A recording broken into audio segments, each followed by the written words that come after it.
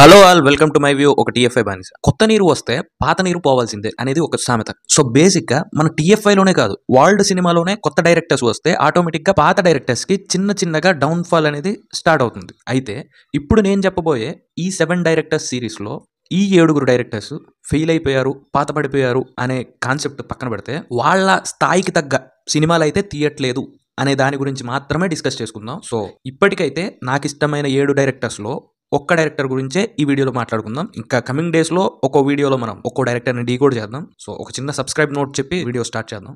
So మా video చివరి వరకు చూడండి. ఇఫ్ మా వీడియో మీకు నచ్చితే ఒక చిన్న సబ్స్క్రైబ్ చేసుకోండి, ఇంకొకరికి షేర్ చేయండి, వీలైతే లైక్ చేయండి, కింద కమెంట్ కూడా చేయండి. మా సైడ్ నుంచి అయితే ఇదే ఒక చిన్న విన్నపం అనమాట. సో ఇంకా మ్యాటర్లకు వెళ్ళిపోదాం. ఇప్పుడు నేను చెప్పబోయే డైరెక్టర్స్ లో పర్సనల్ గా నాకు ఇష్టమైన డైరెక్టర్ పూరి జగన్నాథ్ గారు.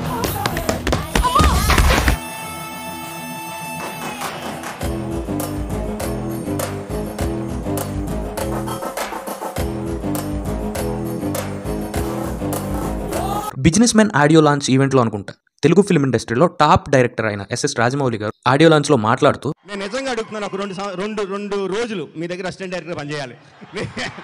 నెక్స్ట్ సినిమాకి 2 days నేను అసిస్టెంట్ డైరెక్టర్గా వస్తా. నేను నిజంగా చెప్తున్నాను, మేము ఏదో సంవత్సరం కష్టపడి 2 సంవత్సరాలు కష్టపడి 10-30 రోజుల్లో ఒక ఫైట్ తీసి ఏదో కష్టపడితే ఆయన ఒక్క డైలాగ్తో కొడేస్తాడండి.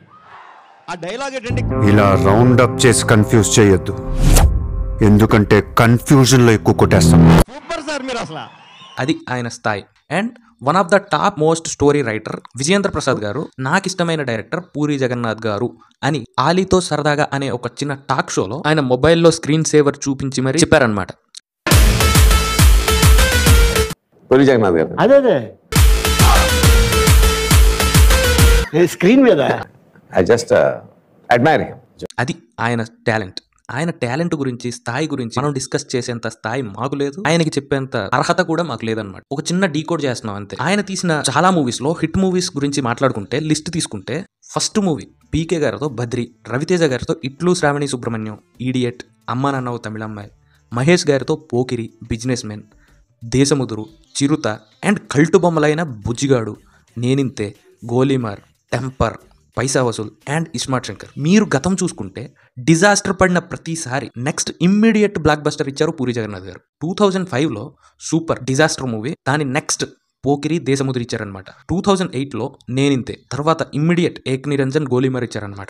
2011లో నేను నా రాక్షసి వరస్ట్ మూవీ తీసిన తర్వాత ఇమ్మీడియట్ గా బిజినెస్ మెన్ ఇచ్చారనమాట. దేవుడు చేసిన మనుషులు, తర్వాత కెమెరామెన్ గంగతో రాంబాబు. సో ఈ బేసిస్ లో చూసుకుంటే ఆయన ఒక దగ్గర డౌన్ ఫాల్ అయ్యారని అనుకుంటే ఆటోమేటిక్ గా నెక్స్ట్ మూవీలో రికవర్ అయి బ్లాక్ బాస్టర్ తీశారనమాట. 2000 నుంచి 2015 వరకు ఆయన స్థాయి ఎక్కడా పడిపోలేదు. ఆయన మార్క్ హీరో క్యారెక్టరైజేషన్.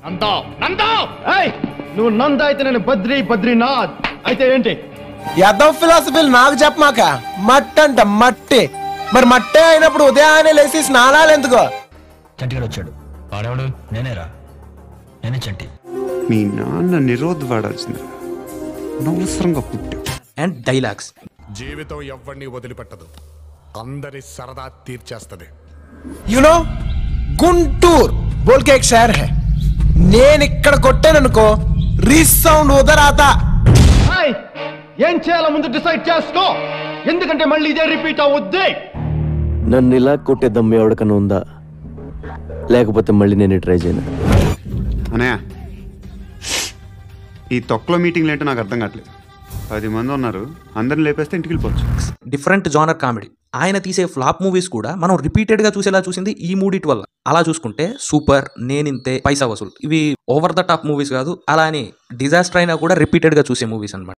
రే, సపోజ్ సినిమా పోయింది, ఇంటికి వెళ్ళిపోతావా? సినిమా సూపర్ హిట్ అయింది, సినిమా తీయడం మానేస్తావా? సినిమా హిట్ అయినా ఇంకో సినిమా తీయాలి, ఫ్లాప్ అయినా ఇంకో సినిమా తీయాలి. మనకి సినిమా తప్ప ఇంకేం తెలీదురా. దీనికి తప్ప మనకి దేనికి పనికిరామురా.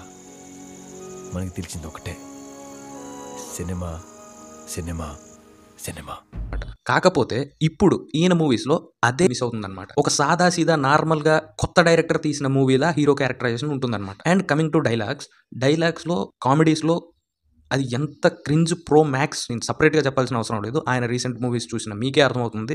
అండ్ ఆయన డైలాగ్స్ అండ్ కామెడీ విషయానికి వస్తే, డైలాగ్స్ విషయంలో ఆయన ఓల్డ్ మూవీస్ చూసుకుంటే సపరేట్ ఫ్యాన్ బేసే ఉంది. ఓన్లీ డైలాగ్స్ కోసమే మనం రిపీటెడ్ గా చూసేవాళ్ళం అనమాట. ఒక్కసారి కమిట్ అయితే నా మాట నేనే విన్నా. నేనెప్పుడు సిగ్గుపడను. ఆయన ఎవరిని చూసి సిగ్గుపడాలి? ఇక్కడ చూసి సిగ్గుపడేంత క్యారెక్టర్లు ఎవరు లేరు ఇక్కడ. 20 మంది ఉన్నారు. ఉంటే ఎదురుగా శివన్న ఉన్నారు. అయితే భయం లేదురా. అంటే అండ్ కామెడీ ట్రాక్స్ గురించి ఆయన సపరేట్ గా తీసుకుంటారనమాట. స్టోరీ డిఫరెంట్ గా నడుస్తుంటది, కామెడీ అనేది ఒక డిఫరెంట్ వేలో వెళ్తుంటది. అలా చూసుకుంటే పోకిరిలో చూసుకుంటే బ్రహ్మానందం అండ్ అలీ గారి కామెడీ. కమింగ్ టు ఇప్పుడు ఈయన రీసెంట్ గా తీసిన మూవీస్ గురించి చూసుకుంటే లైగర్ లో, డబుల్ స్మార్ట్ లో డైలాగ్స్ వైజ్ ఆయన మార్క్ అయితే కనబడలేదు. అండ్ కామెడీ అయితే డబుల్ స్మార్ట్ లో అలీ గారి కామెడీ అయితే దాని గురించి ఎంత తక్కువ మాట్లాడితే అంత బెటర్ అనమాట. సో దాని గురించి డిస్కషన్ చేయకూడదు. పూరి సార్, మీరు మళ్ళా మీ strong zone like mother sentiment, new age love story, gangster movies and ఒక రఫ్ మాస్ బాయ్ స్టోరీ, మళ్ళీ ఈ బేస్ లో ఒక మూవీ తీయండి సార్. మళ్ళీ మిమ్మల్ని పాత పూరి గారి లాగా చూడాలని మా కోరిక. అండ్ మీరు ఏది తీసినా మేము చూస్తాం, అది మీ మీద ఉండే నమ్మకం. సో మీరు నెక్స్ట్ రాబోయే మూవీ నాని గారితో అని ఒక చిన్నగా మాటలు వినిపిస్తున్నాయి ఇండస్ట్రీలో. మూవీ గట్టి ప్లాన్ చేయండి. యాజ్ ఏ ఒక అభిమానిగా మాత్రమే మిమ్మల్ని అడిగే హక్కు అయితే మాకుంది. మంచి కంబ్యాక్ ఇవ్వండి సార్. గుర్తుపెట్టుకో, నీకంటే తోపెవడు లేడిక్కడ. నీకేదనిపిస్తే వచ్చి ఎవడి మాట వినొద్దు, మనిషి మాట అసలు వినొద్దు. నీ టార్గెట్ 10 miles అయితే ఏం for the 11th mile. Karthik మళ్ళీ ఈ డైరెక్టర్స్ సిరీస్లో డైరెక్టర్స్ వీడియోతో మళ్ళీ మీ దగ్గరికి వస్తా. ఇంకో వీడియోలో మళ్ళీ కలుద్దాం. Thank you all. Bye bye. ఇక్కడ ఒకటి పీకు ఇండియా కినపడేటట్టు పీకో. బాగుండదు. ఏకమైనప్పుడు పీకో. కాదు కాదు, నా మాట నువ్వు నిజంగా భారతీయుడు పీకో.